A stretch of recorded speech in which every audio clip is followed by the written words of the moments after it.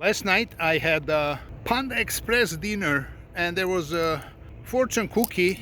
I opened it, it says, a change of scenery is just what you need. So let's go. Enough of this casino.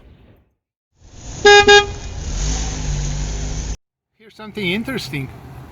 Look at this, all white. That's all birds, some kind of seagulls. I don't know where they're coming from. On the parking lot.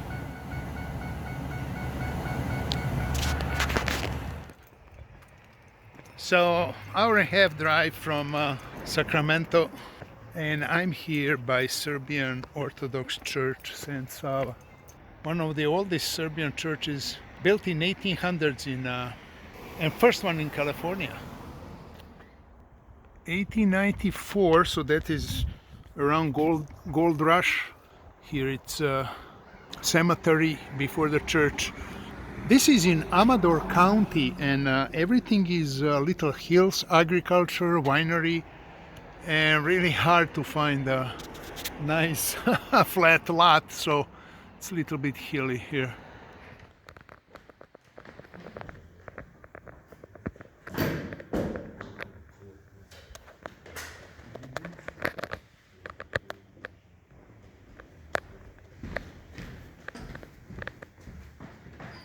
This is the bar over here.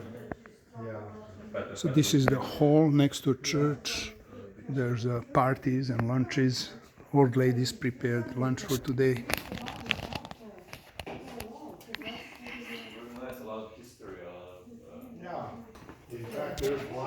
And Saint Sava is a Serbian saint. He was a prince in 1100, and he went to monastery. Didn't want to get a throne. Church and things, you know. But that insignia there was actually sent here from Crna for the Serbian. Jackson downtown. Fargo Club. And this bakery there, Serbian guy owner. So I want to show you something. I don't have mine, so I have to steal from YouTube the sample. Basically, Serbian Orthodox Church didn't accept the calendar reform. So our church calendar is 2 weeks behind on everything. So our Christmas is January 7th. So on January 7th in Jackson, there's a Serbian tradition, and it made even the news. So check it out. Except today.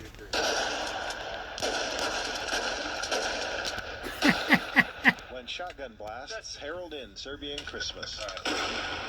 After prayers, it's on to downtown Jackson, where startled tourists and newcomers are initiated into Serbian culture with more gunfire.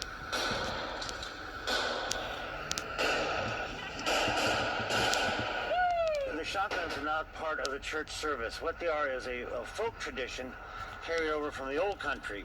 All this to keep the culture and tradition alive. And like fortune cookie said, change of scenery. And I'm happy that fortune cookie told me, leave Thunder Valley. So what did I do? Open the Google map to look on Poker Atlas, the location of the next poker room. Find a couple. They're by Manteca. While looking on the map for a location of the casino, I saw Jackson, little town, mining town from the gold rush days, historic place, the first Serbian Orthodox church built in America in 1894. Those were Serbs that came. They were experienced miners, and they came for the gold rush and the gold. Stayed there, built a church, and right now church is small, has maybe 50 families around. But, you know, people from Sacramento come on Sunday for the Mass and stuff. All right, I rested a little bit in Jackson, and now it's time for poker. What's in front of me is several small colored rooms with just a few tables, but everything from here down to San Diego, except Chumash, that's above Santa Barbara in the mountains, is in a tent. If casino is open, it's in a tent. If they have poker, it's in a tent. The Indian casinos, they don't give a fuck, so it's regular. So on my tour, from now on, it's gonna be a tent poker. Let's see how that looks like. Even I experienced it in Stones in Sacramento, and I was satisfied. Let's go to the next spot. Poker Atlas shows two south of Sacramento. Area around Jackson is very pretty. It's all in little hills, a lot of agriculture, cows and fields you can see. Really pretty, especially probably you see it's still green, but in the summer must be beautiful. There was a bunch of deer when I came yesterday.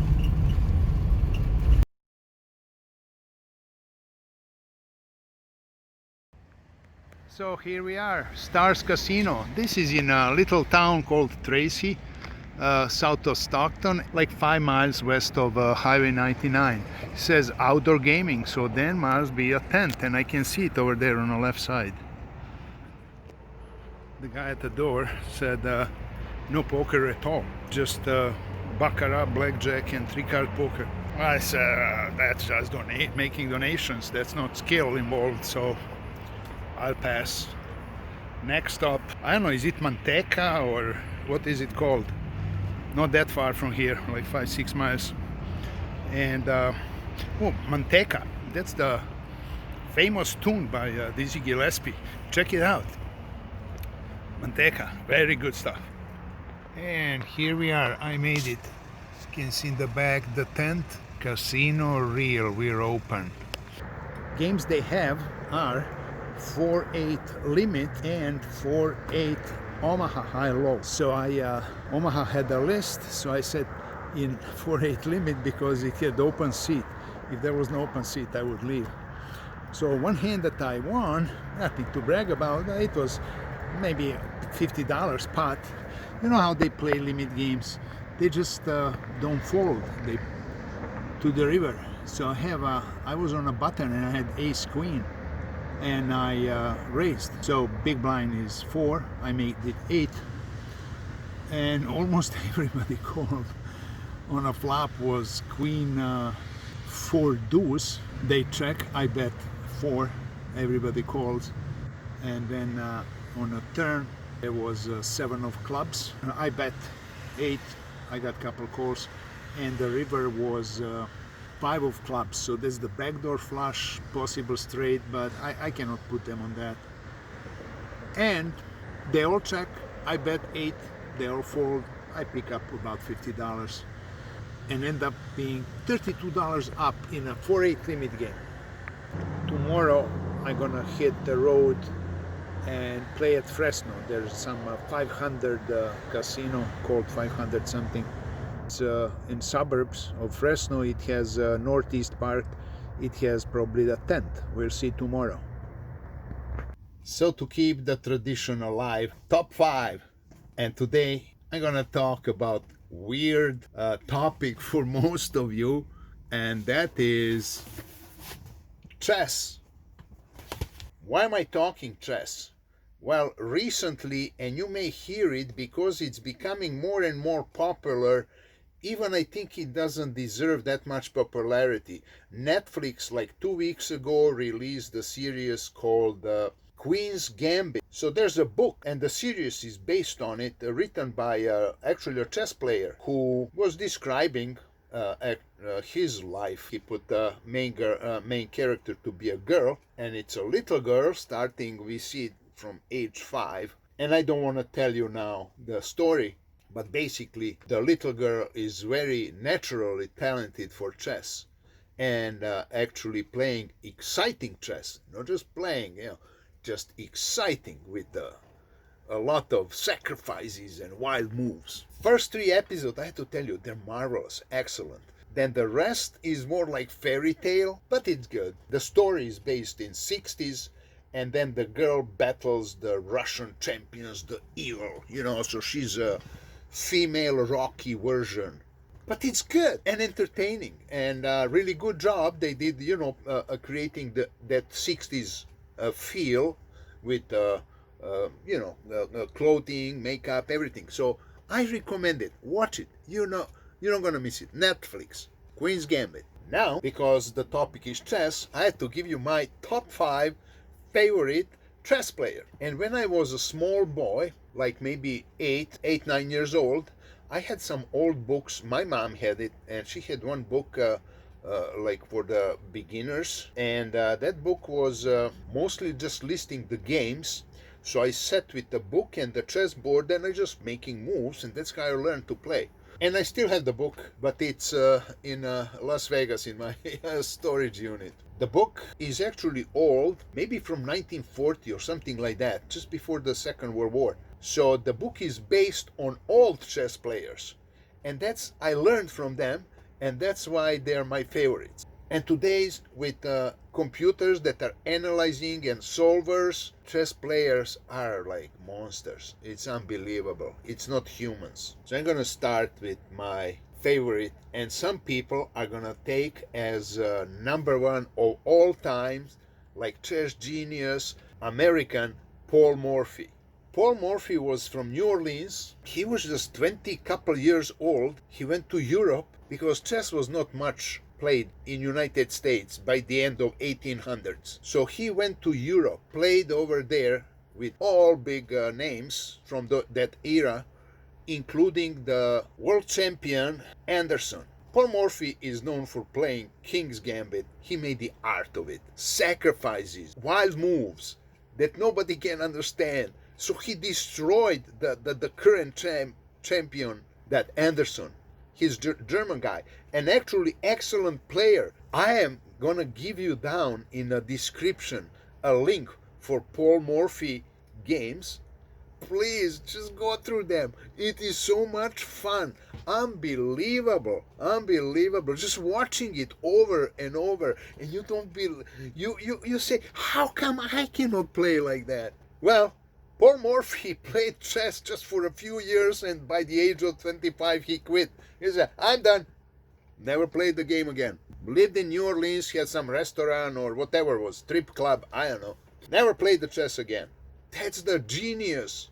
Number 2, and I'm going just in historic order. It's not by quality or something, it's historic order. Number 2 of my favorites is Jose Raul Capablanca. He was a Cuban player, very good looking, slick guy, and he played mostly like beginning of 1900s. He was so good that Cuban government, and it was not then Fidel Castro, it was some who knows what dictator, Cuban government employed him, and he was like employee of Ministry of Foreign Affairs, gave him money, set him on a trip to America, Europe, wherever, just to play chess. And because he's so good, he's gonna beat them all, and he's gonna make name of Cuba bigger. And actually that's what he did. He became the world champion. He was a world champion for years and has so many exciting games. As example, I'm gonna leave you in a playlist. I'm gonna leave you the game where he, in 10 moves,